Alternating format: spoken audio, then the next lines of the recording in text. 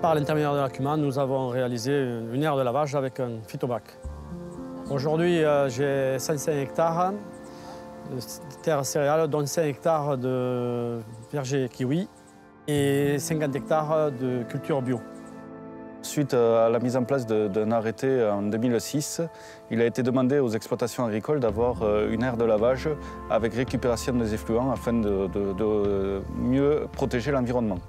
La Chambre d'agriculture, depuis 3 ans, mène des actions de réduction d'intrants via le réseau Défi Ecophyto. Et dans ce cadre-là, on accompagne les agriculteurs qui sont dans ce réseau à la mise en place également d'aires de lavage. Les chambres, elles sont là pour accompagner des groupes qui se créent, les dynamiser, apporter aussi la connaissance qu'elle a par ses réseaux, la connaissance qu'elle a aussi par le biais des instituts qui existent. Ces solutions, elles passent souvent, et on le voit d'ailleurs, par des solutions de groupe. Et d'ailleurs ici, sur l'exploitation où nous sommes, il y a, par rapport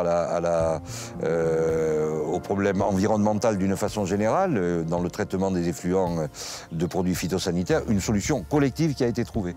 Parce qu'il y a qualité de vie et investissement raisonné. Au départ du projet Phytobac, nous étions 15. C'était les adhérents de l'ACUMA.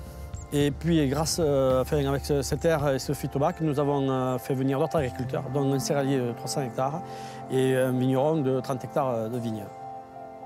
La Chambre d'agriculture a mis en place donc une prestation pour accompagner et assister les agriculteurs à la mise en place des aires de lavage.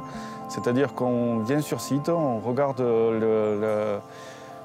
l'emplacement, tout ça, voir quelles sont les capacités et les objectifs de l'ACUMA. Et ensuite, on dimensionne également la taille du phytobac en fonction des besoins de l'ACUMA. En fonction de surface de céréales de base, plus des surfaces de vignes, nous avons pu sortir un chiffrage, chiffrer le besoin. Donc c'est pour ça qu'aujourd'hui on a un phytobac de 60 mètres carrés. On l'a surdimensionné par rapport à ce que nous avions besoin, parce que pour pouvoir accueillir d'autres agriculteurs.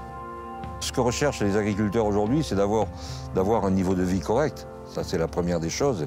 Et d'avoir des conditions de vie qui soient pas pénalisantes plus que dans notre profession. Innovation fait partie intégrante pour nous de la communication que nous mettons en place à la Chambre d'agriculture.